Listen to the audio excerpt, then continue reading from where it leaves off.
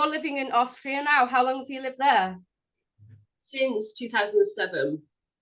So I met my husband back in the UK. He's an Austrian guy.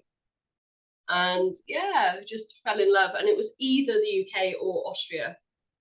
And yeah, in Austria, they've got a thing very often in the countryside. If parents own a house, the child will inherit the house and it gets passed through the family line. So we've inherited the house, but his parents still live here. So my parents-in-law are in an apartment downstairs and we're in an apartment upstairs. And the house on paper belongs to my husband. So yeah. You mentioned something about it being quite remote. So is that right? Absolutely. We're half an hour away from the city when you're driving. Just good 30 kilometers. I don't know what that is in miles. We do everything in metric here. Yeah, we've got like 2,000 people in our village, and Austria is very Catholic and very traditional, and everybody knows everybody's business. It sounds like Spain. Yeah. I used to live in the first village I moved to had 600 people. Yeah, it's like they knew what you'd had for dinner. Yeah, like, yeah, they do. Just because you'd taken a shit.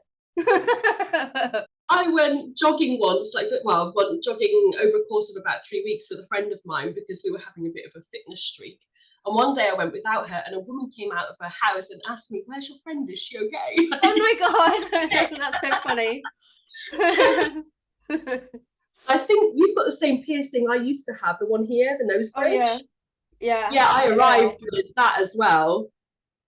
You know, so like lip piercing, I had a nose bridge piercing. I used to have a lot more, but over the years, I too. used to have like up my lip there, and then my eyebrow, one in each nostril. Yeah, I had like 18. Basically everything. Yeah, everything at least once.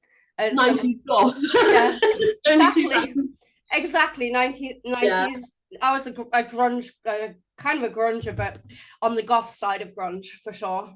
Yeah, I used to dress goth but listen to metal. Yeah, I liked the goth look, but I didn't. I couldn't be bothered to go all in because it was too much effort. But I liked the clothes. Did you get the same thing when you moved to Spain? Everybody looking at you like, "What has just landed here?" I don't really know. I don't think that people were that bothered by how I dressed and things like that, but there was a couple of sort of hippie types around and that sort of thing. So okay, I think Spain's quite open-minded in that respect. There's a lot of there are alternative people in Spain, so it's not unusual here. But yeah, I think it was my age that got that ended up kind of getting people's attention, and then yeah, people would gossip a lot, like really horribly, like it was awful. It was so awful. Yeah. I can so relate. Like when I watched your video with Anna Salini. So like if anyone hasn't watched this, go and watch it because it's amazing. So I'm good at plugging things. Like go and watch it because that's what got me to contact you actually. Yeah, I was like laughing. I've lost my train of thought now because I said that. Well, she lives in Mallorca, obviously. In Mallorca, so, yeah. So we can all relate. We're all expats. Yeah. Oh, I don't use the word expat. I'm a dirty immigrant. Yeah, I would say immigrant as well. To be fair, like yes, I don't know. It's weird. Do you have like a lot of older people then where you're living, or is it? Where I am now, I mean, I'm on the edge of Barcelona, and it's mostly Catalan people. Okay. And they tend to be a little bit older. Did you have to learn the language, or have you learned the language then? I've learned a little bit of Spanish. I'm still learning Spanish. I haven't learned Catalan because my brain doesn't do that much. Yeah, so people around here are okay, fine because it's basically Barcelona. They're fine with Castilian. Although so if you're teaching like fat chance classes or ATS classes, we used to call it, do you teach it in English or do you teach it in your second language? They always want me to teach in English, even though I want to do it in Spanish because it's helpful to me. But they're like, oh, just speak English because they want to learn. So because I think some kids now learn English in schools, but they didn't used to. I wrote down a load of phrases that I tend to use in my classes, and then I'll learn how to say those things in Spanish. So like the funniest one was rotate your shoulders, because I accidentally said what would be rotate your men. Because shoulders is hombros and men is hombres. So I said the wrong words, and that was really funny. I've done that so often. I mean, I have to teach my classes in German, but just mistakes that you make in other languages as you learn. There's so many words that sound similar though. And if you just make that little mistake, like shoulders becomes men. I went into a pub when I used to smoke when I first came here, and I don't smoke anymore. I haven't smoked for a decade, but well done. I was trying to ask for oh god, what do we call it? An ashtray. And the word is Aschenbecher, and I asked for an Arschbecher, which is basically an arse beaker instead of an ashtray. Yeah, I can't even remember the word for ashtray now. I'm trying to think what it is. I'm just thinking back in the day when I used to smoke, when I used to be cool. My son told me I used to be really cool, and now I'm just a house like, oh no, that's not nice. It's like, I'm still cool. Yeah, you don't know. You're a child. So you're a lot longer than me. Like, well, before I was like, I mean, I started with belly dance. But you had like a whole garage and everything doing ATS from what I gather. Yeah, I did private lessons in my garage, and then I had I used to rent like a studio. So yeah, I used to teach there, and then it just grew and grew, and then I ended up moving on to Malaysia in 2012. So wow. And then I just kind of passed it on to Anna and Denise at the time. It seems like I moved just before that took off. Like when I started, it was just too new. There wasn't anything. Yeah, it was. So like where I started with like belly dance with a woman called Carol Gibbon. I was literally her first student, and we started in the basement of a pub. I used to teach in a pub as well. Right? Yeah, the first place I taught was above a pub. Yeah. Oh, Britain! I love Britain. Yeah. We're not posh. I just needed a room above. I needed a little function room, so it was like, yeah, just to start off with, and then we'd have a glass of wine afterwards. Yeah. So, pub in Sherwood. Lager and lime. Oh my god. Yeah. So I started off with her, and then pretty early on she said to me, oh, by the way, I've got this DVD, Belly Dance Superstars. I think you need to watch. There's this girl on there. Yeah. So was she teaching Rakshaki or cabaret style, or? I'm going to say ish. Basically, there wasn't much technique at all. I love you, Carol Gibbon, if she ever watches this. But there wasn't much technique at all. It was more about community and getting women together and having a bit of a belly dance, but there wasn't really any technique. But it was fun, and I loved the costume. And I always, as soon as I saw Rachel Bryce, I was there on eBay trying to get like yeah. Oh god. Yeah, that's kind of everybody's story. Like it yeah. Seems. Yeah. Yeah. Then I bought the DVDs, obviously, like the Serpentine, and like tried to get into fusion, but I moved in 2007 to Austria, and at the time we had to renovate the place that we lived in. Basically, it was just a flat that we moved into, and we had to build it into a flat. So that took a long time, and obviously like trying to learn the language, and you know what it's like when you move to a new country. You're like super homesick. And when I first came here, I was trying to find I started looking for belly dance lessons, but it's really different. Like in a different language, it's really hard. And I was definitely I went from being a really super confident, independent person to being pretty shy and withdrawn and introverted. Yeah, that same thing kind of happened to me. Like I used to be a social butterfly. Like when I started learning the belly dance, I mean, it was just a bit too pretty for me. We're not Barbie dolls. It was just, it was a bit too glittery, a bit too sequiny. I like glitter. Yes. And I But also did like you want the sequins. glitter with black? Yes. Like, I mean, I just bought one of these scarves from, Tribal Hip Scarf. I can't remember her name, in Ukraine. Yeah, And I that's know. black with all the sequins on it, and I love it. So Yeah, yes, in that respect, but it not. The typical belly dance look. It's just not my thing. yeah.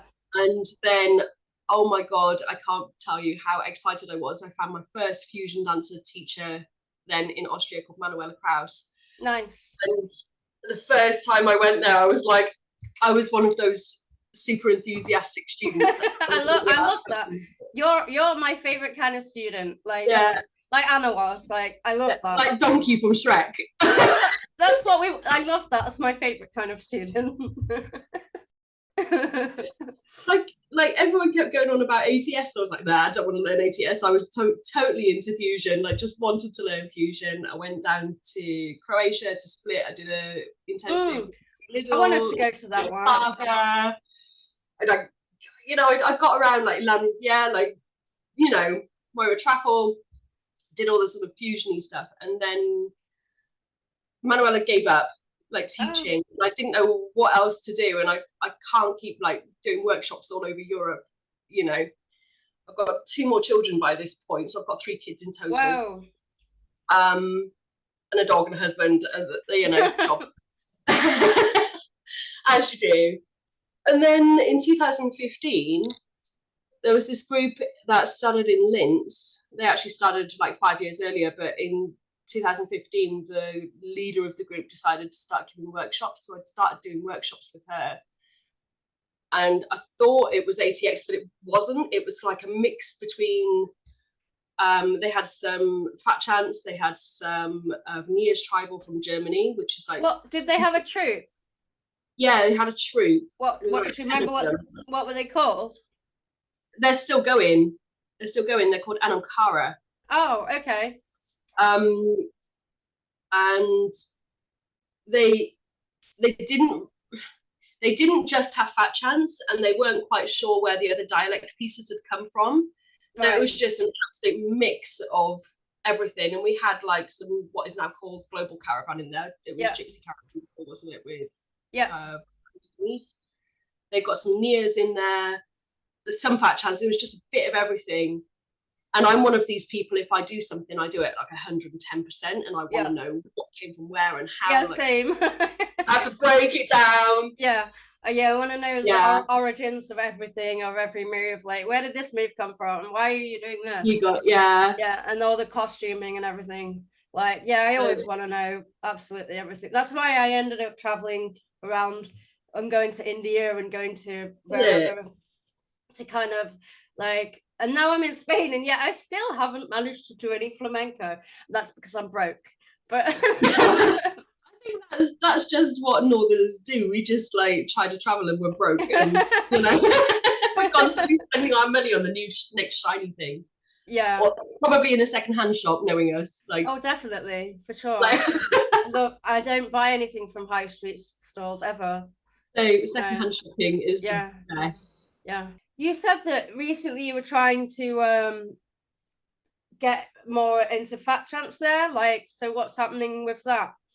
So what happened there? Well, so in 2019, I decided, okay, that is it. I'm going to learn like pure Fat Chance rather than do this mix of everything. When we had all the same concepts, chorus and bangers and all that kind of thing.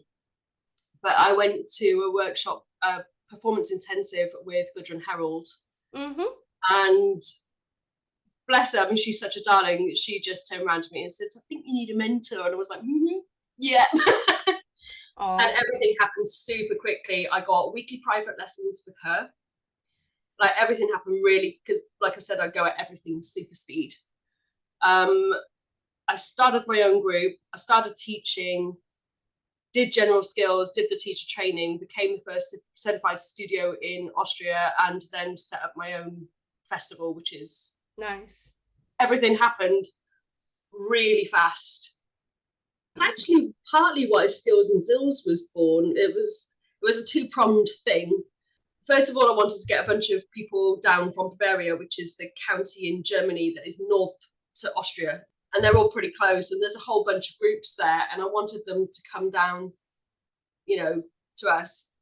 And I was in, well, I still am in Anamkara, and they were quite a big group, like 10 people. But over the pandemic, like a lot of groups, it kind of halved, like half the people left for various reasons. You know, it's not because they didn't like the dance anymore, you know, just doing education or moving away for different jobs, like just things happened.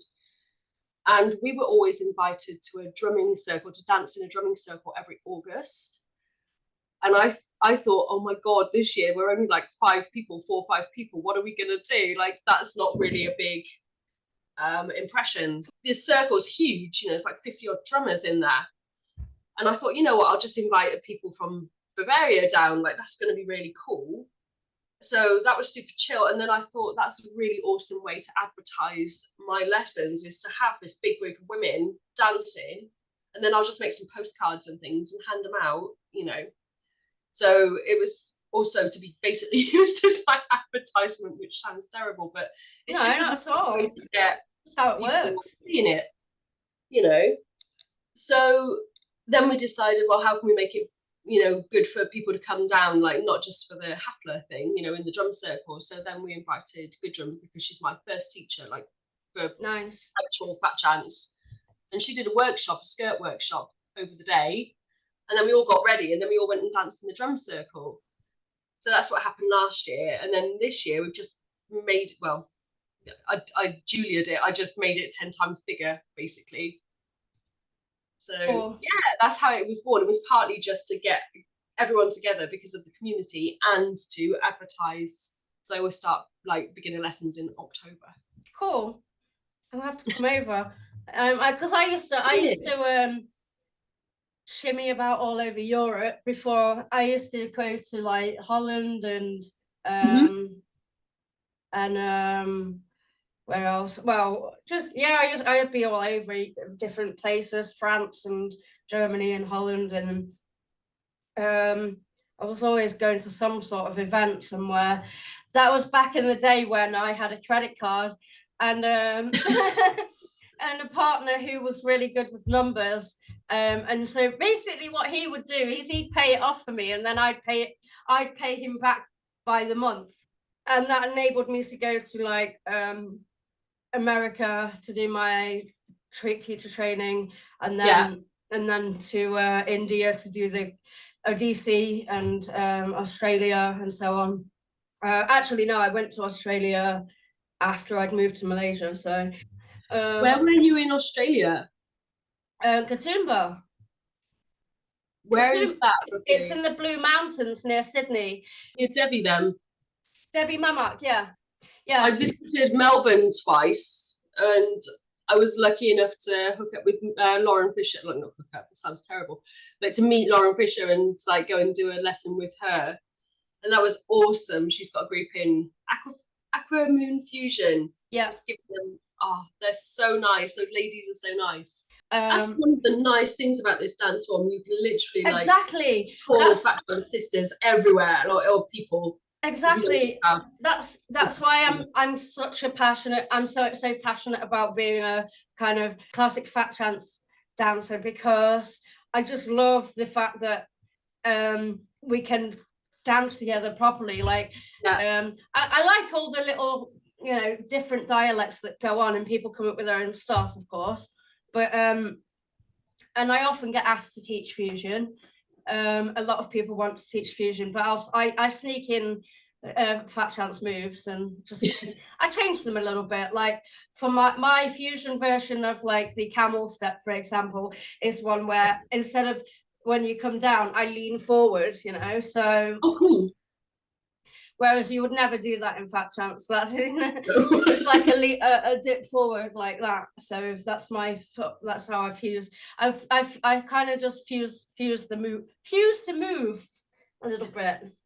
But I like to teach. When I do that, what I like to do is I'll teach the fat chance move, or I'll show the fat chance move. You know, this is what it looks like in fat chance, and this is my version. Because, like you say, we are like, you know, we're sticklers for the origins. Yeah. Do you have like a fat chance group now, or No, I've had trying a to go to one? I've had a 2-year break, like from everything. I mean, I did go over to the UK and dance with the girls in Sheffield, and I did something in Nottingham a while back. But yeah, no, I've after 2020, people, all my students online kind of dispersed. Right. And then I decided to have a long break for myself mentally, and I also lost my mojo for a while, but it's definitely come back.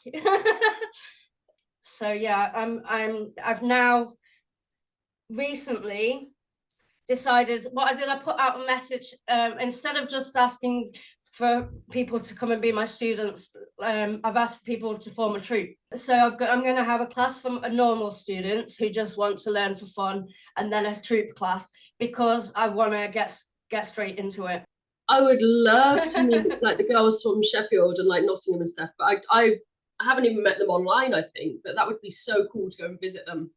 Yeah, just send me the link, like, yeah, have to hit me up over Facebook for that. I think the only Brits I really know, like obviously Kelly Beeston. yeah. You know, Oh, me and Kelly did did our GS together in San Francisco. Like she was my first general skills partner, because I've done it a few times now, but she was my partner in crime for that. Oh, I love her. She's great. Skills and Zills. We were having such a giggle, like out we'll there. Be doing some gin and tonic at my house, I think. Yes, I need to be there. I'm a gin and tonic girl. Oh, you're so welcome. You have to come. Yeah, Kelly's brilliant. I absolutely adore her. Where do you see yourself going from here? So you've got your events going on, and what are your plans for the future? With where is your journey going to take you next? Oh, well, off your earrings, by the way. Shout out to Gudrun Herald. Oh she my God, they're beautiful. Gudrun's. I want some of them. Gudrun's a boss lady. Sorry for being distracted. That's what we do. No, like, shiny things. Squirrel. Yeah. I do this. Gudrun's going to laugh when she sees this, because I do exactly the same thing in our classes. And she literally goes, "Oh, squirrel," at me. Right. Yeah, I'm a total magpie. But where do I see myself going? Well, the first thing I wanted to do was get the GS and the TT. That was something I was hungry for a while. And I mean, the finances held me back for a while. And then when I was literally pre-pandemic, just before I was about to book, literally the week I was about to book, I ended up with cartilage issues in my knee. Oh, no. Cartilage. And I would literally had to like say, okay, I don't know where this is going. I don't know if I'll be able to dance next year. And I had to like not, book the GS. And I ended up with a bunch of treatment, basically, which they call, when it's translated, own blood therapy, where they like withdraw blood. They sort of shake it and separate it and put cells back in. Interesting. They have to inject it back in, and it helps to stimulate cartilage growth. Oh, right. That's so it's not pleasant getting needles in your knee, all that malarkey. And at the same time, the guy was an orthopedic doctor, and he was like hammering my back into shape and all sorts of things. And because I've had loads of what do we call them, slip discs. Hang on. Oh yeah, I have two of those. I had two like in the middle of my back. At least definitely one in the middle of my back. I had 3 in my neck. Wow. The 3 in my neck, I literally had 6 weeks before I did the intensive in Split with Jill Parker and Cammy Little. I was like, God, that was fun. But where do I see myself going? I got distracted. I did the same thing. Oh, no, I end up talking about injuries and things. So then I got the GS, did the TT. So when did you actually manage to do it then? Year ago, online. Oh, you did it online. So that was I did it online. Was that the first? Online. Oh, the second one, right? Amazing. So what? Amazing. So who was it? Carolina doing it? Yeah. And one of the things that came out of that, which was really cool, is I think it was on the first day, they said to us, "What does fat chance mean to you?" And our homework was to write a thing about fat chance. What does it mean? And I wrote this piece, and now it's on FCBDU, and they've translated my piece into like loads of different languages. I'm gonna go and look at that. Like, Gonna go as look at that. soon as I read it, Carolina was like, she was all teary-eyed. I might put that on the screen God. if I can find it.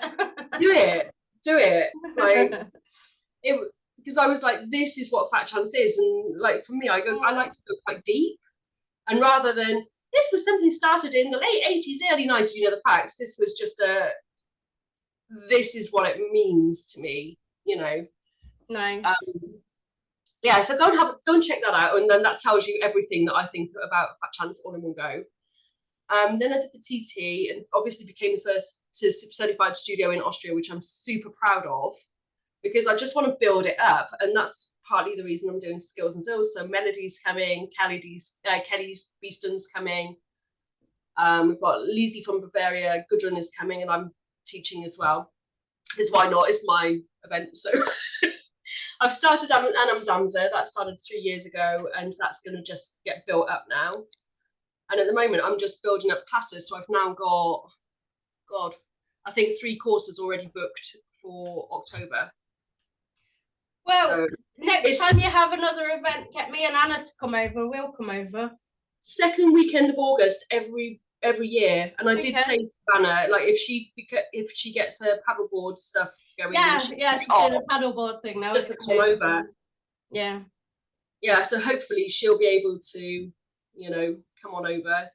Like, yeah, with Melody coming over, it's not so often that Melody is able to come to Melody's great. Yeah, Anna introduced me to all that. So it's funny because like we started as student and teacher, and then now we're very much equals. But she also teaches me, and it's what that happens, doesn't it? Yeah, you know? I love it though, because like we encourage each other. Whenever one of us is feeling like we've lost our mojo a bit, the other one will cheer. You know, we cheer each other on. You know, I mean, for me, I did something which is probably a little bit different than other teachers. Like, so I teach English as a second language normally. Yeah. But very often we make props and things. Like when I was teaching kids, I would bring things, you know, to the class to teach the kids. And very often I saw that the teachers were 2 types. They would either be the sort that would keep everything for themselves and be like, it's mine. Yeah, exactly. Or they'd be like, here you go, have everything. And I'm the second type. I'm like, I'm sharing everything. Yeah, I'm very much a sharer. I'm like, I feel that I feel like knowledge for me is a gift, but also being able to share knowledge feels like a gift to me. Yeah, totally. I'm totally the same. And when I was a kid, I did karate. With the karate, I got this structure, and I really, really liked it. And I like to be like quite organized when I learn something. And no disrespect to my teacher in 2015, but she was one of these kind of chaotic teachers that would teach like a whole lesson on one move, and then like 5 moves the next lesson kind of thing. And then I like it.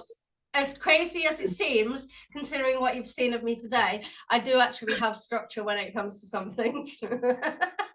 Well, I'm a little bit, I literally wrote a whole syllabus and a lesson plan. I do that too. You? Yeah. And then when we put Anam Damza online, we created a login thing. So my friend Tina is also a student of mine, and she's a web designer and graphic designer and right. So we worked together, and I did all the syllabus stuff. And I've got a lesson plan for every single lesson, and we've got a course of 10 for everything. And then I started filming how to do all of the moves, and we put all the videos up for that as well. Yeah. I mean, bringing it back to where am I going in the future, Tina's now got to the stage where she's going to do general skills this year. Oh, fantastic. Online, which is awesome. And everything that I've got online, all of my syllabuses and plans and everything, I decided to support her and say, okay, use all of that for your lessons. So all the students that you have exactly the same as my students. Oh, that's brilliant. And then everybody knows, okay, if you've done L1, course 1, like first group of 10, everybody knows what that means and how many moves you have under your belt, so to say. And then we can build a student troupe together. So that's where the film thing came in, like the videos. You can follow it up with the videos, so it's really helpful. Yeah, that's where the future's going for us. Is like, I'm going to be supporting my student like, online. Yeah, online, well, like it makes getting sense. It makes more. sense to utilize the technology we have, and because there are not enough people basically doing fat chance here. So like, let's build everything up together, and that's why like, all the resources that I have are freely available for her. You know. Yeah. I just think it's also a sign of I'm going to say sisterhood, but I'm very aware. Obviously, we have male dancers. Yeah, of course. Wow. Yeah. It's just a community thing. Like, here you go, like, have it. I wouldn't want to like, it's mine. No. You know. No. Although I wrote all the syllabuses and lesson plans, but I do that for like, I'm a teacher trainer and a teacher for English as a second language, so I'm used to lesson plans. I'm used to observing people, being observed, doing all these things. So it was just second nature to transfer that. You would have heard me say in a video with Anna that I used to tell my students to slut themselves around among teachers. Like, exactly. Because I had Philippa, and then I Philippa used to come up, but then I had other teachers as well, and then I had Carolina, and I learned something from each of them. I don't believe in learning from one teacher. It's not the way to learn. No. That's the first thing I did with Tina as well, as I said to her, like, feel free to go and learn from Gudrun as well. And she's like, you really don't mind me going to a teacher? Exactly. Please do. Gudrun and I laugh about it. She's like, yeah, we can have an open relationship, you know, like go and do some more elsewhere. Exactly. Exactly. And I love learning from other people. So I've had like privates with Kelly and stuff, and you know, I love learning from people. It's really cool. I'm currently doing a course with Aline Kim. She's doing a basket series online right now. The minute I'm more financially stable, I will definitely be doing as many classes as I can again, like, for sure. So hopefully that will change at some point soon, because I'm dying to learn. I'm dying to learn flamenco as well. Like, I'm in Spain and I need to learn flamenco. Like, I need, because that's the icing on the tribal. The hands, the arms. You what? Sorry. Rena Rawls in Spain doing flamenco, isn't she? Like the original dance. Yeah. You were talking about troops and stuff. I think is it Alina Filippo she's in Barcelona. Yeah, there are some troops here. Yeah. I met Eleanor at the teacher training in Surs in Germany. She's such a darling. God, everyone's so nice in this dance style. Yeah, there's always assholes wherever you go, but mostly everybody's lovely and supportive. Like, from time to time, though, I've always managed to stay away from the gossip and the bullshit. So if it happens, it happens, but it's never ever affected me. I know people that have left the community because of nonsense like that. And nothing's ever bothered me. Like, I just don't get involved with it. I don't get involved with any of the gossip or nonsense and stuff, and just let it. Where there's people, there's going to be stuff like that. But I'm very much one of those people. I'm often like the person that's in between everybody else to keep everyone at peace, because I don't do enemies and I don't fall out with people. So I'm always the one that's like in the middle of the people that don't want to talk to each other. I'll be the one that everyone goes through, but I'm fine with that. So what's it like? You asked me what's in my future. What's in your future? Basically, I'm back to the start. I'm trying to start forming a troupe, and then just getting back to being myself again, getting back on the dance horse. I'd like to get doing more of these. I've got a couple more planned. I've got a couple of other YouTube channels as well, but that's completely separate from dance. But yeah, just getting back on the dance horse, performing. I'd like to get some bookings in Europe and different places. So if anybody is doing any events, please let me know. I would love to come and teach and perform, as with this lady here. Yeah, I just came back from a Hafla weekend in Feria, actually. Nice. Thank you, Mandragora Tribe and Tingula Tribe, and like Claudia Lina and everybody. Like, mwah, mwah, mwah, mwah. I haven't Or been to anything like that in ages. So yeah, just oh my getting God. getting back into performing again, back into teaching again, and just back up to the level I was before. I've had a long break, so now I'm ready. I'm ready to. I subscribe to your YouTube channel. I did subscribe. Yeah, it's again, it's like I've just decided, right, it's time to just get back on that and start. So I thought I would do this, and you said that you have one as well. I do, yeah, Julia Stoiber. Just don't Google me. I will link your YouTube as well. Yeah, either looking at the haflas that I go to, like, and just or events that I go to. So like last year I filmed Serendipity, for example, when I went there with Gudrun, or like various ones around Germany that I go to, or I did like a hair flower tutorial. Yeah, just go and check it out. I'm one of these super chilled, just nattering away as I do something. Yeah, you know. We used to make DVDs like of events, but that was back in the day of DVDs. So I saw your trailer for the one you were in, where you were spinning and spinning and spinning. Me, the human tornado. Have you done like whirling dervish stuff? Like that would probably yeah, be I have, but I was already a spinner before that. When I did do I attended a couple of workshops in basically like moving meditation, the like whirling dervish thing, but and I fell in love with it because I was like, oh, this is definitely the kind of meditation that works for me. Like because I fall asleep doing normal sitting meditation, so spinning around for ages and ages and getting into the zone definitely is much more my thing, for sure. It's funny, in German, if you say someone's spinning like spinnst du or something, it means like you're going a bit nutty. Have you lost it? I deal with that as well. I mean, probably both describe me fairly well. I'm a spinning spinner, yeah. Nutty spinner. You have to come over here. I will, for sure. If I ever get over to Spain, I've definitely got to come and visit you. Like in it's person. Not that far. It's really not. Would you ever do like an online trip? Because I know like Kelly's done like Panacea, for example. I haven't. Yeah, I'd love to. I'd love to do something like that, for sure. Yeah.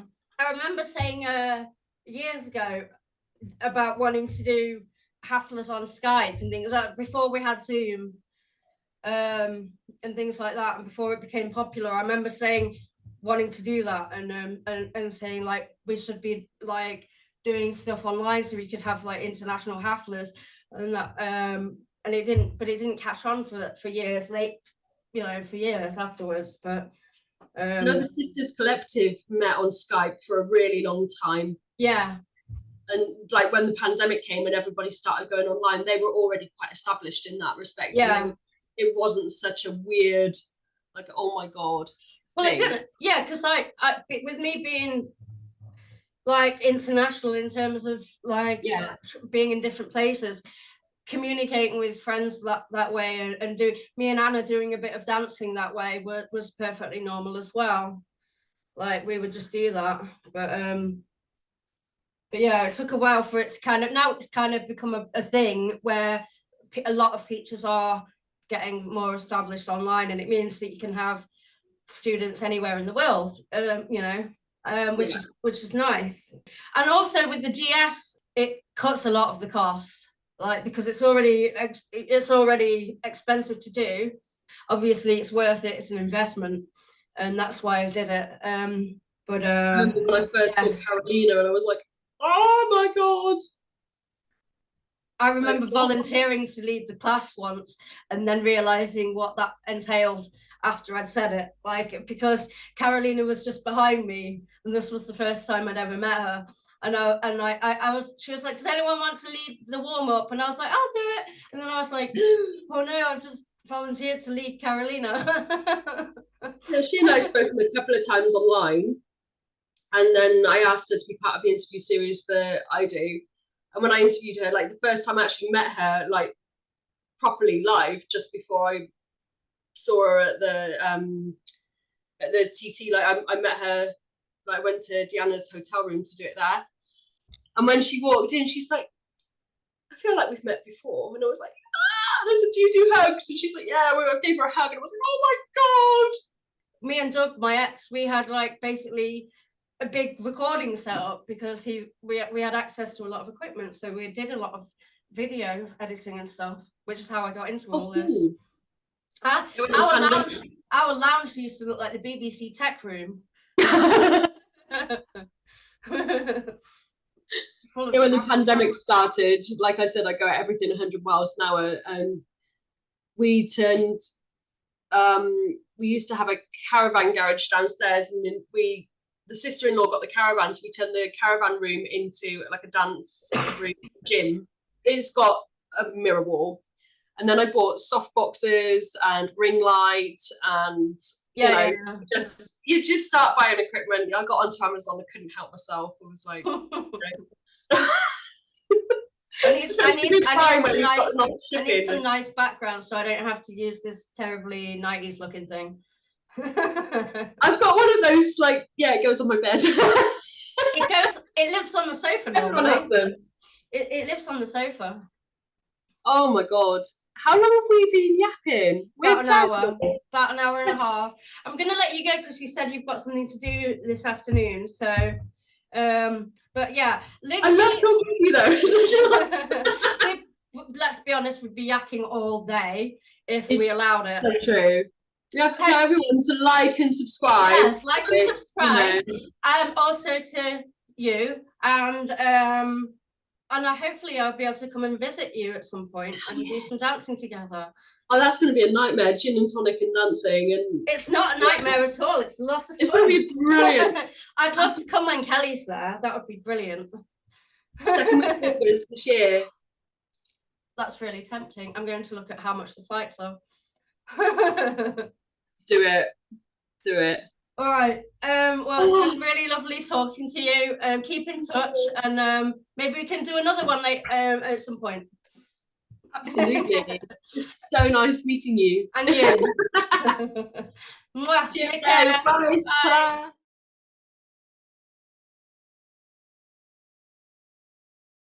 Fat Chance Belly Dance is a dance of connection, of giving and receiving, of layers and threads, a rich woven tapestry that's added to through each dancer and group we dance with. When we first encounter the dance, we see the costumes, the hodgepodge collection of jewellery, cholis, skirts and pantaloons, which we curate together to become an expression of our soul. We see the steps and combinations. We begin to learn codes and cues for a dance language that is exciting and makes us feel like we're in on a secret. As we delve deeper, we learn and become the posture, our connection to earth and sky, to our breath. We feel gratitude for all that we learn and pass on because of the connection it brings, connection to ourselves. We can be raw and bare ourselves in a circle of dancers. There's a truth and honesty in a non-verbal dance form that gives us freedom to be ourselves. And in being ourselves, we are able to create a deeper connection to others in a raw and vulnerable way. A first dance with a new group or dancer almost feels like a first date. With shy smiles and attempts at eye contact, we begin to build trust, the family created from years of dancing together. This is where we truly enter into the sacred geometry of Vesica Pisces, as we interconnect into each other's personal space in a meaningful way. There must be trust in the dance to achieve flow, the magical point at which words are unnecessary. Trust that we will be followed, and trust that we will give clear signs. There's a connection to our audience, an energy flow between watcher and dancer that feeds our souls and makes us feel that we are enough in this moment.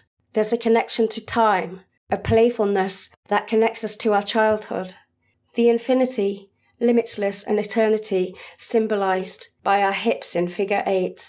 The beats, tempos and music we actively listen to, the zill patterns we play, the hours we dance and train to commit our movements to muscle memory, the seconds before we go on stage, the times we spend performing, and the history of the dance. Before us were our teachers, and their teachers before them. After us are our own students, and we all benefit from each other and the connections we make. To the costumes, to the people and cultures our jewellery and textiles come from, the steps, to ourselves, to our fellow dancers. We are a web of movement weavers, connecting the ancient to the modern, and we are building this rich, woven tapestry together, and I am grateful to be part of it.